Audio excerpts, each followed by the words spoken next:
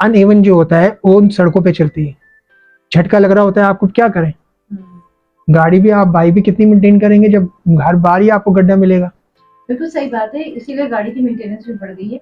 और दूसरी चीज ये कि कंस्ट्रक्शन का काम गुलशन के एरिया में चल रहा है। वो पता नहीं अल्लाह जाने कौन सी सदी में कंप्लीट होगा, 5 साल। हेलो एवरीवन एंड अस्सलाम वालेकुम, this is Shefa Yasmeen, welcome back to my channel. देखते रहो। और आज का जो पॉडकास्ट है वो है रिमझिम रिमझिम रिमझिम। जी हाँ, बारिश के हवाले से है। और कराची में बहुत अच्छी बारिश जो है वो इस वक्त हो रही है। लेकिन इसका हाल अहवाल और जानेंगे, मेरे साथ डॉक्टर शाहिद यहाँ पर मौजूद हैं।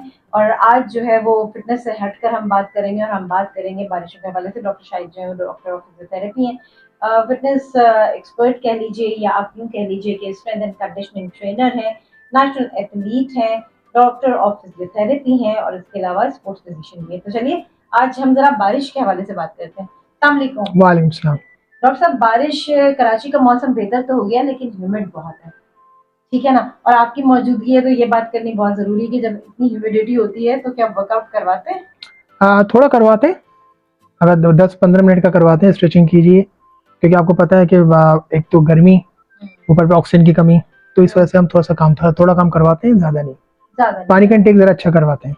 ठीक है, वाटर इनटेक आपको बेहतर करना बिल्कुल। पड़ेगा। अच्छा, अब हम बात कर लेते हैं कि जब बारिशें होती हैं, अव्वल तो कराची में बारिशें होती ही नहीं हैं।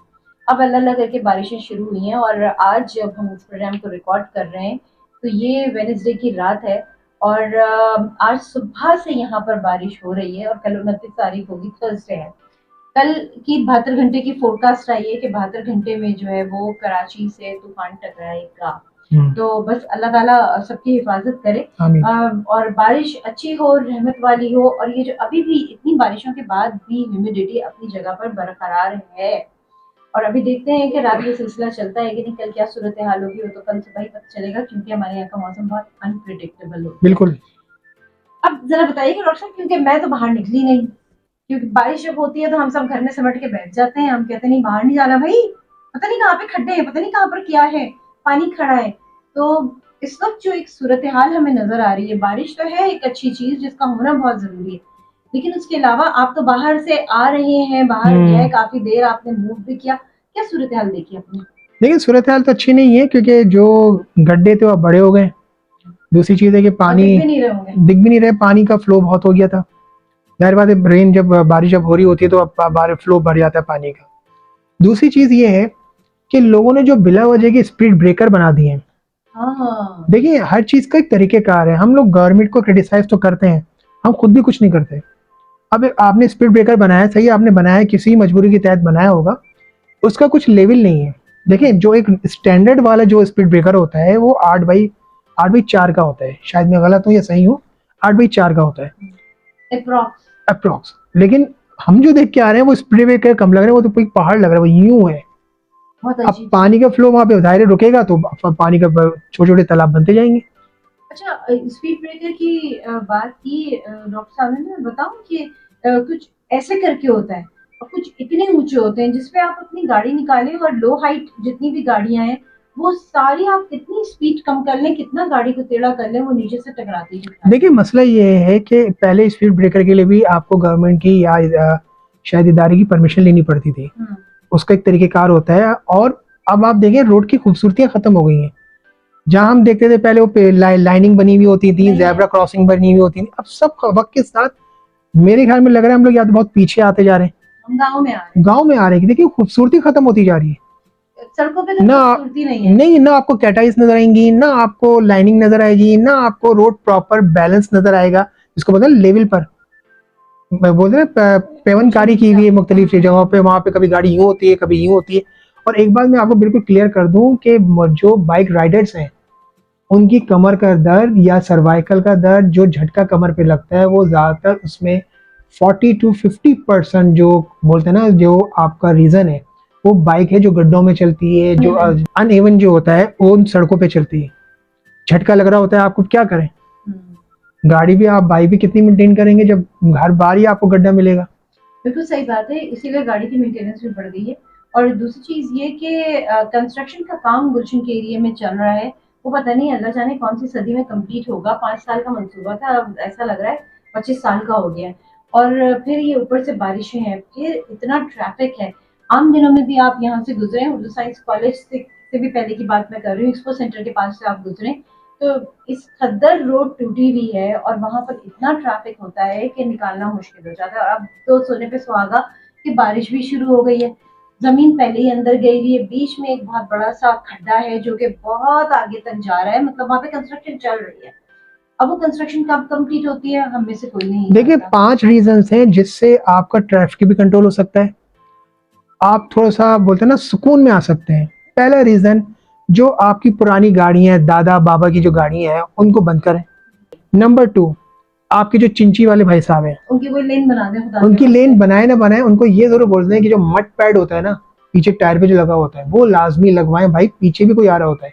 कराची में तो थोड़ी सी बारिश होती है और जगह जगह पानी खड़ा हुआ होता है, पानी की निकासी नहीं हो रही होती है, गटर ओवरफ्लो हुए हुए होते हैं। अब आप जो इम्यूनिटी की बात कर रही हैं उसका रीजन ही ये है कि दरख्तों को दरख्त काट दिए। जिस तरह काटा गया है कि मुझे वो व्यू अच्छा नहीं लग रहा, मैंने दरख्त काट दिए। हाँ, या वो व्यू तारों में आ रहा है। तारों में आ रहा है, भाई आपका पूरा एक इदारा है जो दरख्तों की कटिंग करता है, वो इदारा कहाँ है भाई? क्या काम कर रहे हैं आप वो उस लोग? दरख्त को जड़ से उखाड़ लो, आप उसकी कटिंग करो ना। और इसकी इजाजत कौन दे रहा है? सबसे बड़ी बात यह है कि जो दरख्त जड़ से काटे जा रहे हैं, बिल्कुल पूरा शहर आपने गंजा कर दिया है।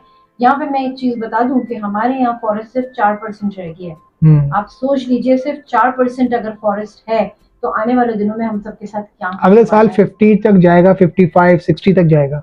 टेम्परेचर बढ़ता चला जाएगा तो बीमारियां भी बढ़ेंगी और लोगों की जिंदगी शॉर्ट होती चली जाएगी, क्योंकि हर आदमी गर्मी बर्दाश्त नहीं कर पा रहा होता है। देखिए बाहर मजदूर भी काम कर रहे होते हैं भाई। अब जो इस वक्त कंडीशन चल रही है महंगाई की, अब लोग कुछ बहुत से लोगों ने पैदल चलना शुरू कर दिया। क्या करें, पैसे अब नहीं। सबकी एक ही कंप्लेन है, फुटपाथ कहाँ गई?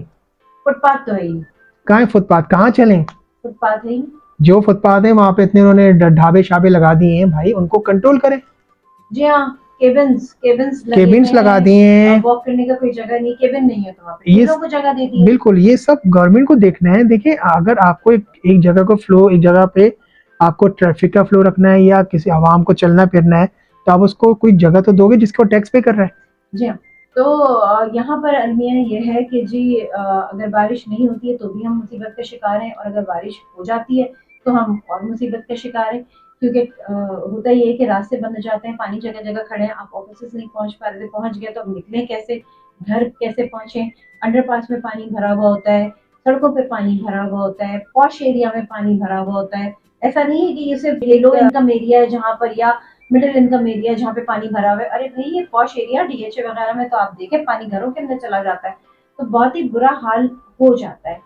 एनीवेज, इस बारिश में आप लोगों को क्या करना है? आप लोगों को अपना ख्याल रखना है, अननेसेसरी बाहर नहीं निकलना है। पकौड़े खाने।